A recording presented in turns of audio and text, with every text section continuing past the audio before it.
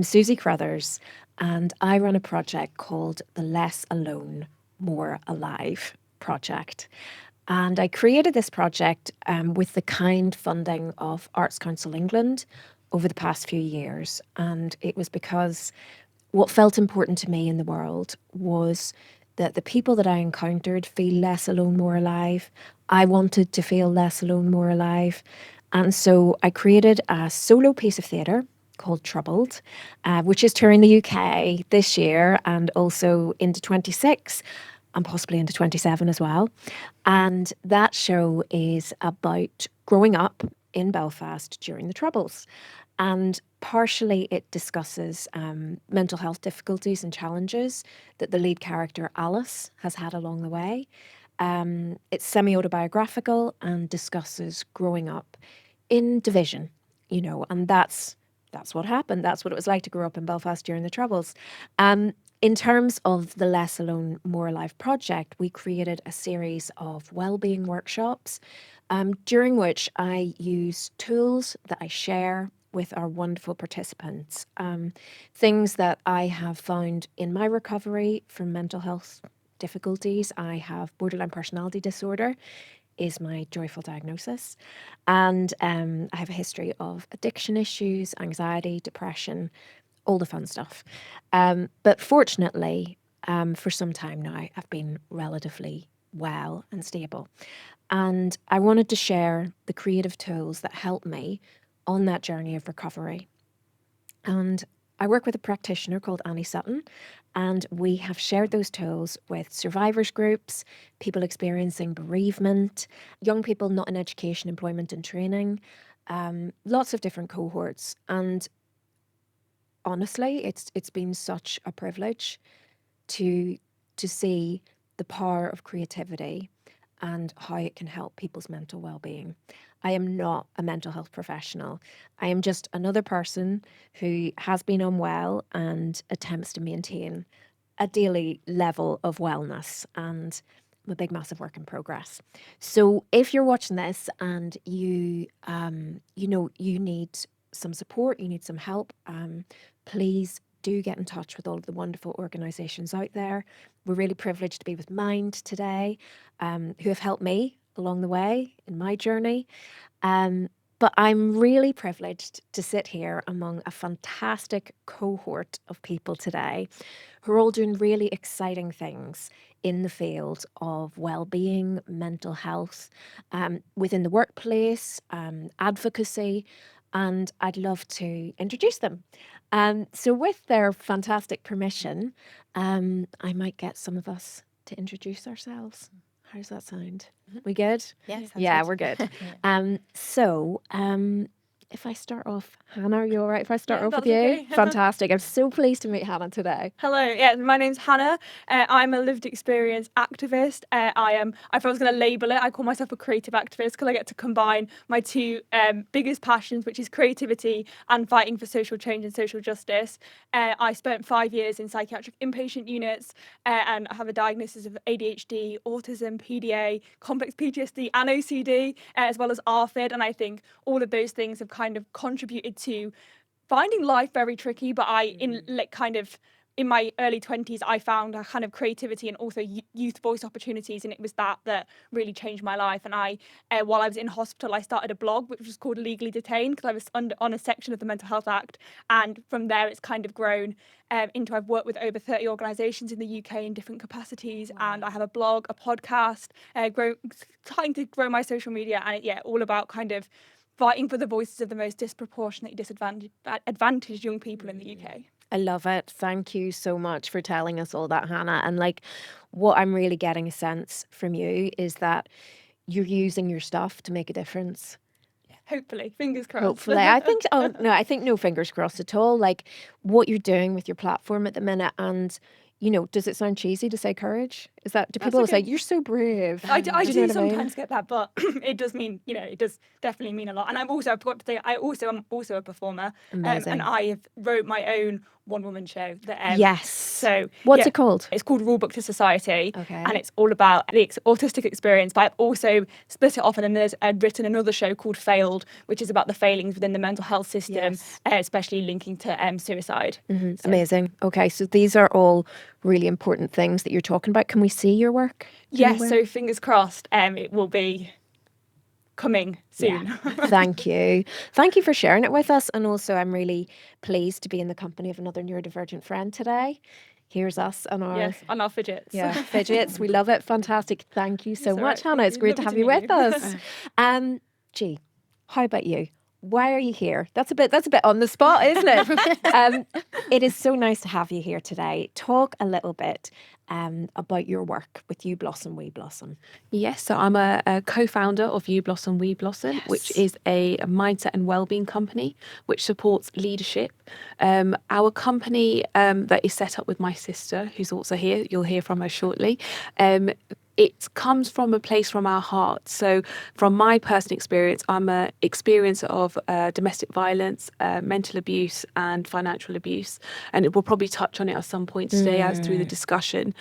But it's an interesting thing because I came from being a carer with someone who had bipolar to then my mental health being impacted, to then also going through their manic episodes, which then meant that my security and well-being was at risk with their physical abuse towards me. So so I think what our company represents is lived experience through the roles that you would experience from being a primary caregiver to then experiencing mental well-being issues myself to now championing others. So it's a fantastic thing to be able to make a difference in others' lives. I think Amrit and I predominantly work with leadership because we know there's a high impact of pressure. Eyes are always looking at you for if you're an authoritative figure. What am I going to do next is normally what people look at. So if you're working in an organisation, a company, people are always looking for the next steps to be defined by a leader.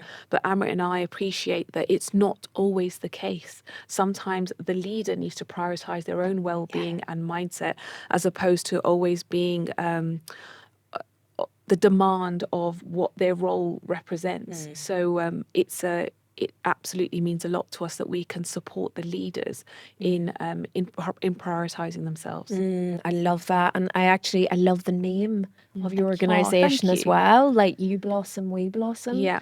And I really feel strongly that it all starts at home, right? It all starts Absolutely. with us. Yeah. And then we hope to be able to, spread the good vibes, or Absolutely. good vibes sounds like a bit of a trivial way to put it, doesn't it? But if we are happy within ourselves, then we can be of service within the world, And within that's our exactly communities. it. Yeah. Right. And in terms of some of the programs that you do, I actually saw that you're working with a lot of male leaders as well. Yeah. Do you want to tell us a wee bit more about that? Yeah, so going back to the connection of my experience with my ex-partner being aggressive towards me, and also and I've actually come from a construction aviation background before we set up our own background. So Amrit and I have always predominantly had more male friends. We've had worked in male industries. So knowing that there was a space there where they needed more a more positive way to effectively communicate. So that's what me and Amrit picked up on, and naturally we found that they were opening up to us, and that was fantastic. So if we thought if this is what our company is supporting, that men naturally gravitate, naturally start opening up to us. So you're quite right. We've got an exciting launch next year, which would be He Retreats, Okay, which is brilliant. for male leaders. It's about them coming independently, being aware that they want to prioritize their well-being, and then they would come with us on a wellness retreat. So It's fantastic. Yeah, Where can we find out more about it? our Instagram at You Blossom, We Blossom would be the place to keep an eye on. Yeah, fantastic. Like, again, it's about that space, isn't it? Like if our male leaders are fully resourced, then that's going to have a huge impact on their companies, and all Absolutely. of this is a trickle down effect as well. 100%. And again, you're using your stuff, and I think that takes courage, right? Is life is life. We go through what we go through, and making a decision to actually use that is again courageous is I guess the word I would use, but I don't want to use that in a way that sort of feels quite trite. Yeah, it's a discipline, I think, to get up every day and to choose to use your stuff and to take care of yourself in that process. So again, privileged to be here. Thank you. Thank you. Georgie, tell me, how are you Right. today? I'm good, thank you. How are you? A bit nervous, but glad to be so- here. Really glad to be Yeah. here. And I want to hear all about Beluga. Okay, yeah, sure. So I've been on quite the journey. First of all, yeah, thanks for having me. It's great to meet you all. But yeah, Beluga Pods came from personal experience. And I would never think that I'd be working in loneliness now if I look back at my old self, because I used to work in banking. But basically, I founded Beluga based on personal experience. But Beluga Pods, we're trying to break the stigma around loneliness and help people reconnect in society. Because the problem with loneliness is this huge stigma that people think still that it's old person on their own, and that's just not the case. Like the younger generation is the loneliest, but the problem is people don't recognize it as maybe being them. They're like, that's not me. Society tells me otherwise, and it's like we live in a very disconnected world. Even though we're so connected, we've got so many loose connections. It's so transactional. Like this idea of perfectionism on like social media, people just feel really feel really disconnected. So the idea of Beluga Pods is to try and reconnect us in society and bridge us from the online into the real world. So the idea is it's kind of gamifying, kind of building habits in the real world that helps us bring us back to being human essentially and rebuilding community. So to find like purpose, presence, and it's all about people at the end of the day. Because like small acts have like a big impact, and that's what we're trying to embody at Beluga. And so I founded this based on my personal experience when I was working at Goldman's, and I suddenly had a health crisis. And I had loads of people around me, like friends, family, even work. And then, I would never think I was lonely because I was like, I'm not the typical case. And you always feel worse because you feel people checking in. But then when you just don't have the words, it's like, how can I communicate this? And then you kind of isolate yourself. And that's kind of what I did. And I, thought there was loads of like support online and be able to find people going through the same thing, and I couldn't. And that's when I thought of originally Beluga. And I was trying to find people going through the same thing, like chronic health. And at that point, it affected my mental health because I thought that, like I'm looking for a quick fix. My doctor will fix me. And during this time, it was COVID. But the thing is, that's not how health works. And kind of what you mentioned as well, like it's all about that kind of self-connection, building in yourself, like not just looking for a quick fix distraction. You need to actually look inwards to build those small steps. And even if it's small, like pacing, like just do something for yourself to take the control back. And that's kind of where Beluga's kind of come into it. It's kind of that autonomy, giving you the empowerment and building the resilience to take back control in kind of life's challenges, because life is always like going to challenge you, but it's just how can you best like support you in those situations so you don't ever feel alone. So that's basically where it started, and then it's just grown massively since then in terms of like working with people, academics, and just how we work as people.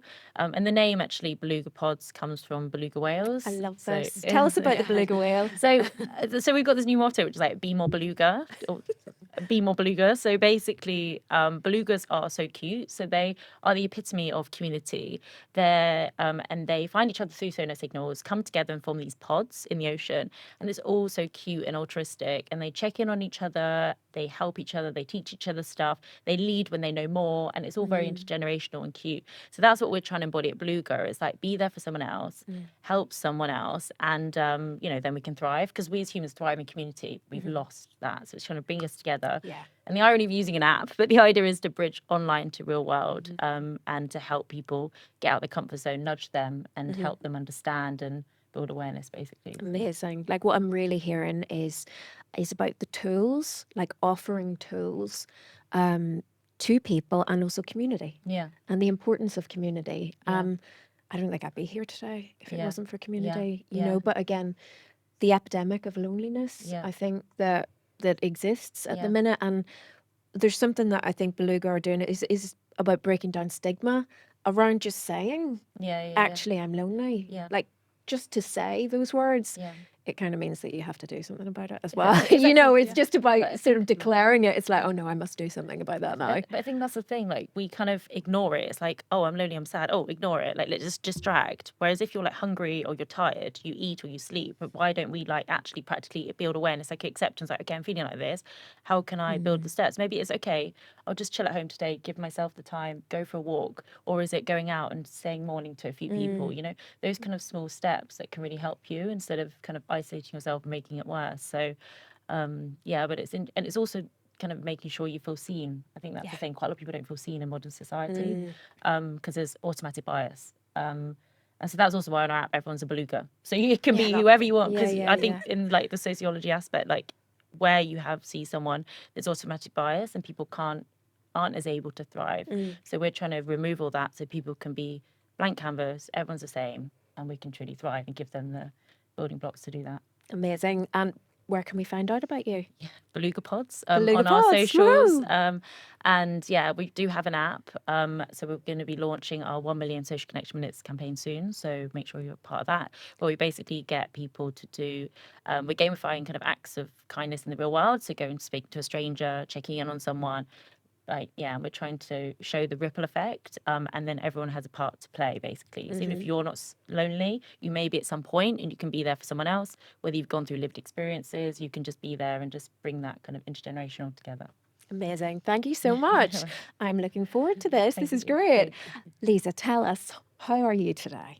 I'm good, thank you. I'm really privileged and honoured to be with such a great group of people that are championing well-being and also prepared to share their own history and stories that got you where you are, I think.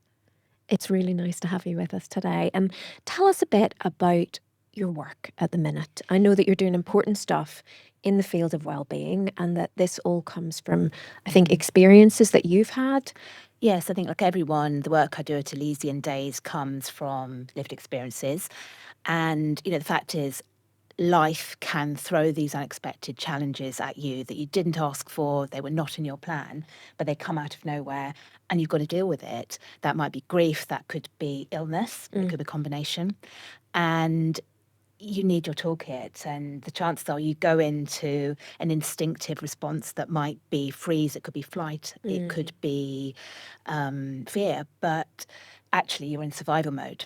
And how do you survive? You know, it's those tools, because I think there's such important tools that you've already all touched upon. How do you learn them and how do you build them so that they are tools for life? Yeah. So this is how that arose. So really what I do is work with people looking at mindset, mind, movement, relaxation. Amazing. Because it's all connected.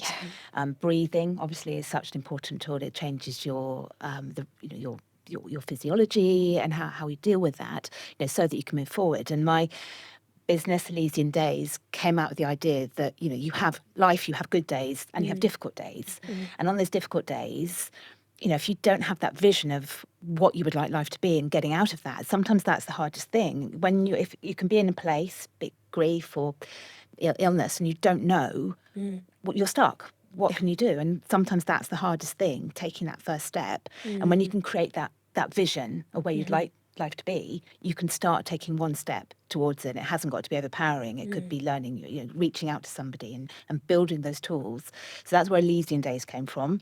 We have those difficult days, but life is going to get better when you can move that. And equally, we have fantastic days. So how are we going to make the most of that? So I like to work with people to like craft that idea, have ownership of where they want to be. So I'm not going to tell somebody this is what you should be doing or be prescriptive, but working with someone to create their vision. Yeah, And which then is we so work with that, empowering, right? with Like I'm that. really just hearing, you know, your skill in empowering other people, you know, and it's that phrase that people use and it's kind of cheesy, but you know, live your best life.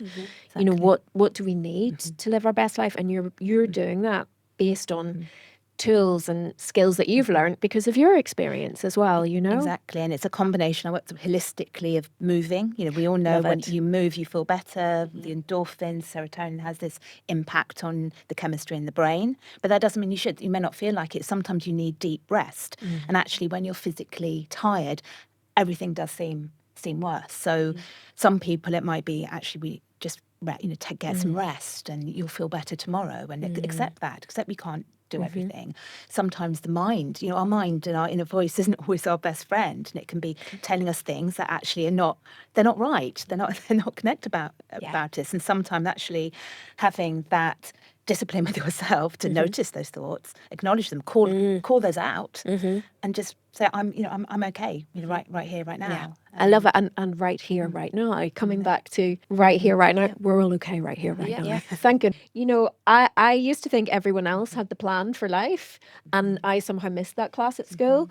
But then I learned that, in fact, everyone is improvising all the time, right? Yeah. And that is so important to remember. So if anyone is watching this and thinks, actually, I'm struggling right now,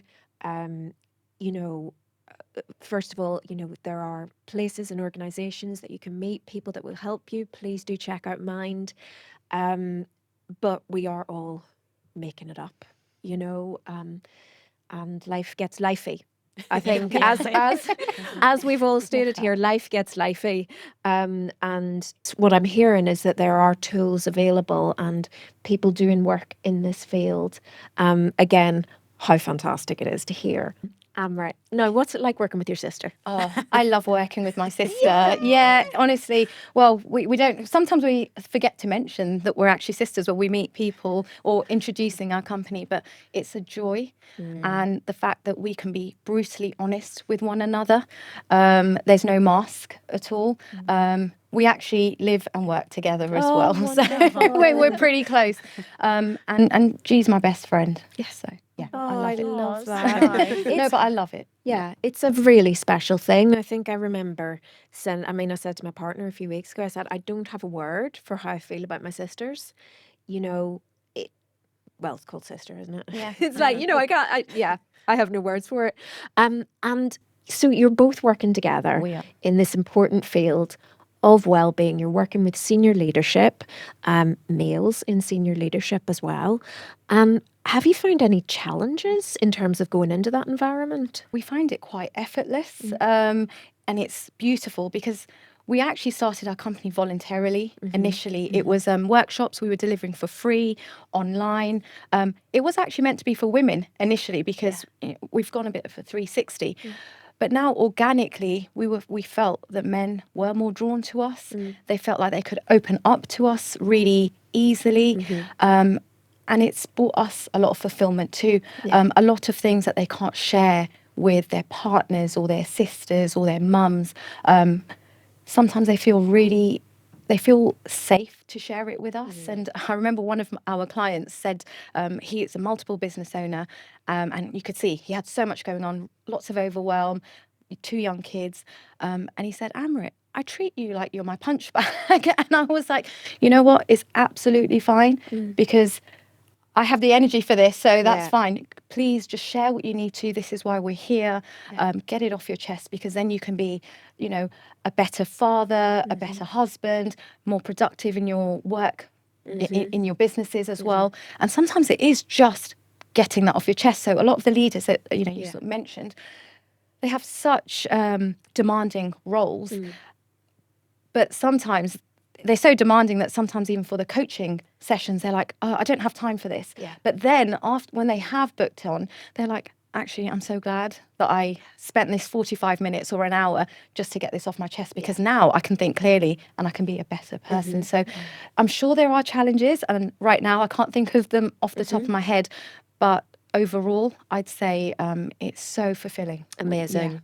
I mean, what I'm really getting at is that sort of expert way of holding space that you both have, and holding space for each other. If we are able to look after ourselves, then we can go out and do the stuff. Exactly. But I don't know about any of you here. Learning to look after yourself is challenging in a world that seems directly wired against that sometimes. When you touched on overwhelm, and we've just had World Mental Health Day as well, and one of the things that has been platformed as part of World Mental Health Day, a theme of overwhelm, right? Feeling overwhelmed as the world goes through this phase right now of increased division, conflict. We're getting news stories, all of those things. And I guess I'd love to know how are we looking after ourselves at this time? How are we impacted by that? As I said, I grew up in Belfast during the Troubles and was a kid during that time. And yeah, the news was just awful, just constant all the time. And so I had a cognitive dissonance with the news. I was like, la, la, la, la, la. Oh, yeah, okay. We just don't deal with that. We don't think about it. And it took until I got a lot older, like started really thinking about it during the pandemic and thinking that wasn't quite great, was it? And so I guess in terms of now and seeing the world and the stuff that's going on, I certainly have had to go, no, sometimes. I've felt also like a bit bad about that. Like, shouldn't I be engaging with these things? What a privilege it is that I have, that I might need to turn off the news. But equally, I know, you blossom, we blossom. If I don't look after this, I can't do anything. I find myself not being able to get out of bed, not being able to cook my food, not being able to have my relationships. How do we all deal with this? How are we all dealing with the world right now? Actually, first of all, are we okay? How are we doing? Yeah, I guess we are good, as you mentioned earlier, feeling good right now, and just really grateful that we live in this era, the opportunities that we have. And I totally agree with you. The news it's overwhelming for so many of us. And in a way, I think it's an energy that everyone can feel at this moment. Whether we speak about it or not, it is around us. And I have some friends that are probably even more affected by it, maybe because culturally it's a culture that's their culture, so they're constantly going to the marches and just anything that they feel like they want to make a difference. But I think, as you said, sometimes you have to disengage from it because it can affect you, but just by being a positive space for other people, at least we can do our little, make a bit of a difference. But I think, it is important to just remove yourself if you can, because otherwise you do feel quite helpless. Because there's so much going on. We don't have that power. And even when you see people getting together, masses of people getting together, and not so much has changed, then you do feel a bit powerless. So I think there's so many different sides to this. For sure. Thank you, Amrit. Thank you. Yeah, that feeling of powerlessness it feels bad, right? Anyone else? How are we doing, Lisa? I think one of the issues, of course, is how we're consuming our news. We're surrounded by it. 20 years ago, you'd switch on the television at 6 o'clock, open a newspaper, and you, in this country, we're very lucky that journalism is a profession. It has standards, professionalism, qualifications. There are laws that news broadcasters have to follow, and we were being served non-partisan, balanced news that we could be quite confident reflected the real situation. Now, what are we doing? How are we living? We're with our phones every other 5 minutes. It's coming in. It's coming down the social feeds. When you haven't asked for it, it's there. You're surrounded. In particular, I think, say, young people, what's the last thing you do? You check your phone. It's first thing you pick up in the morning. So it's there, uninvited, whether or not we want it. With the added element that since the socialisation of news, it's people's opinions that are coming in a unfiltered way and presenting it as truth. Then it's boosted by the algorithms. So what is happening is sometimes you might be receiving things that might be from one side that reflects the material that you've engaged with. So particularly, I think, say, with young people, there's evidence you're getting one side, you're not getting everything. And this is presented as being the truth. There's fake news, as we all know. How do you... because when we're talking about visual mediums, it's so realistic what you're getting. This is why when television news came in, they had these guidelines because it's so realistic. You're presenting this fact. Again, AI, or this sort of artificial deep fake coming that people are seeing. So one of the things we have to develop, I think, is that critical thinking, so that you can take a pause and remember putting your phones down, taking yourself away from that news. Discernment as well. I think what you're talking about is discernment in terms of what we absorb. On a good day, I can be discerning. On a bad day, I'm just like, the world is an awful and bad place, and I need to go to bed. But all of us have the potential to make a difference you know, and it's what Beluga's Yeah, doing, right? yeah. Yeah, how are you doing right now with everything? I mean, it's overwhelming and everything is anxiety inducing. It's like, what can I actually do? And I think that's what it's trying to do. Like, make sure you look after yourself. Like, movement, like you mentioned, is so important. Like, clear your head, make sure you look after yourself and break it down. Healthier boundaries with technology, because it's always an on, like you said. But also, like, what can I actually do? Like, I can't actually do much, but like the thing of the loneliness epidemic, like it's a global problem, health crisis, future work crisis, but like we could all have a part to play to be part of something again and find purpose. And we could literally, by smiling at someone, you could save a life, or saying hi, having a conversation with someone. Like, these small acts of kindness can actually help people. And I think this is the other like scary thing as well. Like, everyone gets overwhelmed, people don't feel seen, people don't have purpose, so then they follow these kind of far right or extremist groups online, and it's scary. And it's because people want to be part of something, right? And because we've got the loss of kind of religion and groups, people don't know where to go, people don't feel safe in society, so they go online. And so that adds to the anxiety, adds to the negative way we have around the world. So it's kind of like, how can we create a positive place for people to go? Because like you said, most people inherently are good, but they just want to be part of something, and then they follow a narrative they think is right. So it's like, how can we break that away and be part of something, bring people together and build that community in the real world, so people actually recognize and understand each other a bit more. Thank you. Yeah, like community. I mean, I guess I open it out to everyone. Do we have a community? What is our community? Do we have personal community? I mean, obviously you got Beluga, you know. I just think we don't. I don't think we've got trust in each other anymore. I think you've got to build trust. That everyone's automatically assumes that you're a bad player in modern society, which I get because of the news and everything going on. I get why, but also most people aren't. And I think it's just building that trust so people feel safe to reach out to someone. So we almost need like a safe word to be like, right, let's help each other, because it's like people don't look after, people may have loads of people, but they don't have someone to water their plants or look after their cat. And I think that kind of trust element is what we need to build back in. And I think it's just like small steps to kind of build that back, I think. Like what we can do, like Yeah, what we have exactly. within our power to actually Yeah. be able to do. And I think one of the things that I'd found really challenging, with being a person that sort of, is chronically ill and has to deal with like not being well some days and then being well, which is always really nice. But I think it was something that you'd said as well, Lisa, is that things pass. When I'm not well, I don't think anything is going to pass. I think it's going to be like this forever. And with looking at the news and all those things, it can be easy to think it's going to be like this forever. Yeah.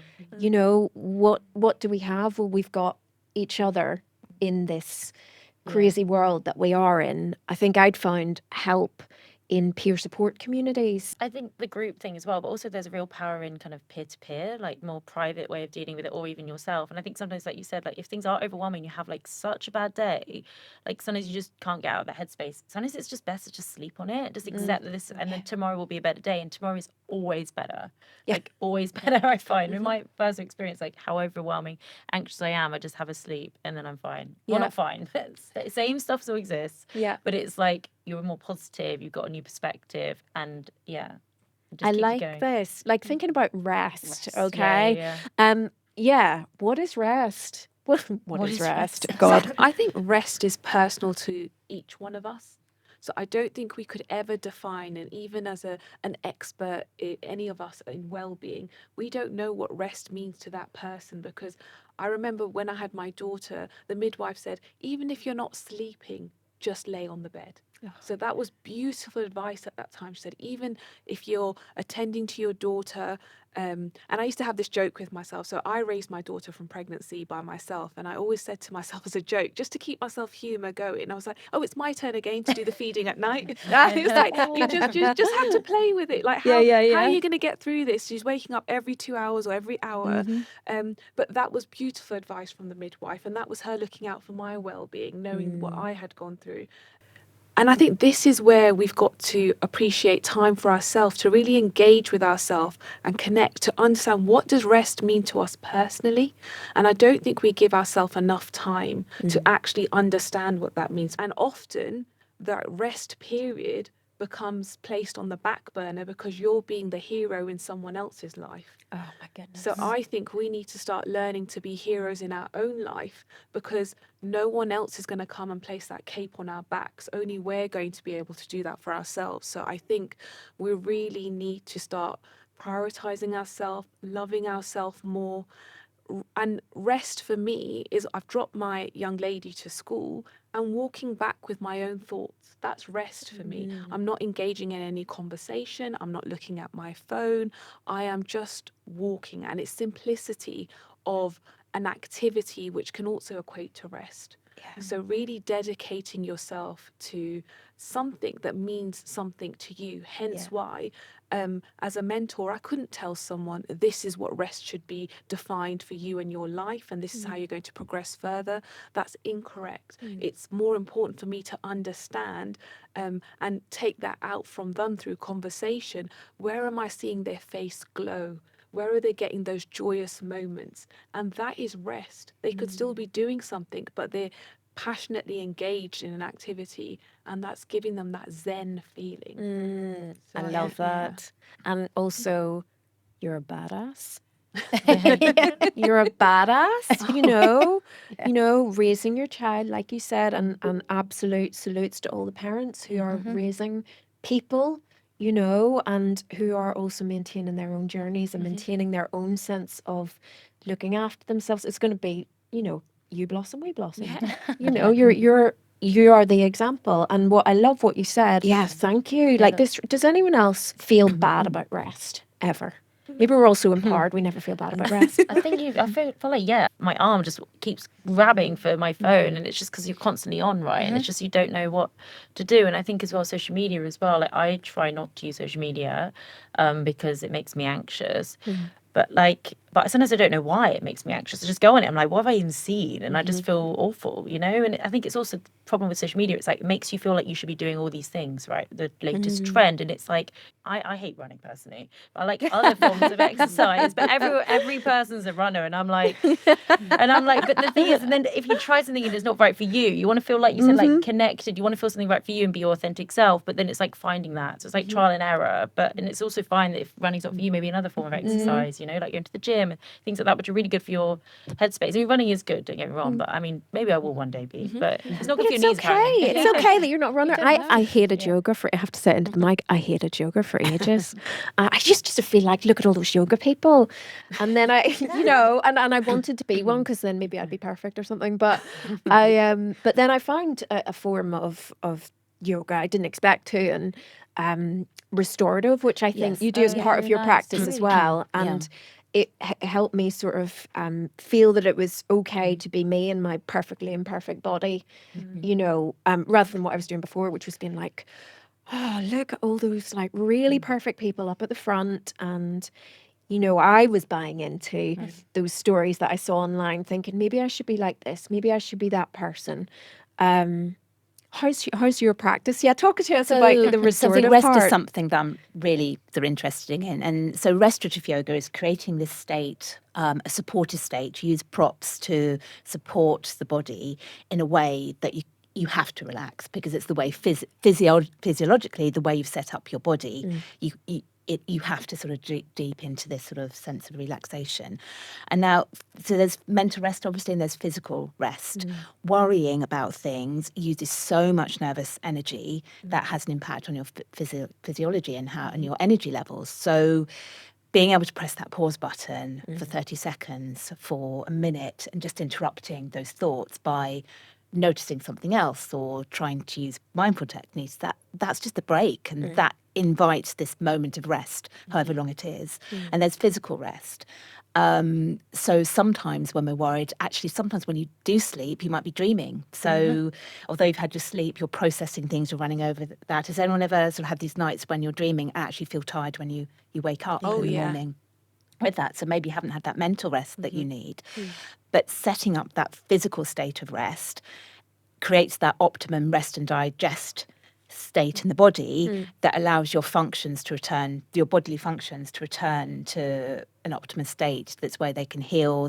That's how they can work in their best state. So allowing to set up that deep relaxation. And for some people that can be hard. Does anyone sort of find that hard when you're thinking about that? So it's setting that. So for example, when you're really tired, if you could just lie down, whether it's on the floor or and prop yourself, get some cushions under your knees, support your head to make yourself comfortable. Just allow yourself 20 to 30 minutes where you do nothing. You set your timer and you just lay. That's giving you need at least 20 minutes for your body to find that relaxation, but depriving yourself of sensory stimulation, cutting out. That's why even not having the music, because you're putting these stimulations into your brain, cutting that. And probably heard the cup, filling your own cup first, putting your own oxygen mask on first. There's all it's like cliches, but it's taking care of yourself so that you can look after others. Thank you. And I guess we're talking about cliches, right? I mean, these phrases that have been used, so, filling up your own cup, or like HALT. Does anyone use HALT? Heard of HALT? Hungry, angry, lonely, tired. Oh, I love that. Pretty basic, right? Like all my problems in life are from HALT, Why am I bad tempered? I'm hungry. Okay. Well, what do I do if I'm angry? Go and talk to somebody. Share it. What do I do if I'm lonely? Go and talk to somebody. What to do if I'm tired? Go and lie down.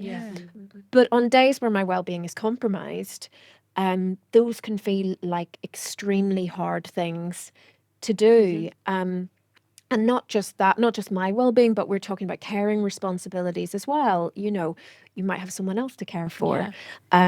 What do I do if I've got to care for this person, but also my cup is not full?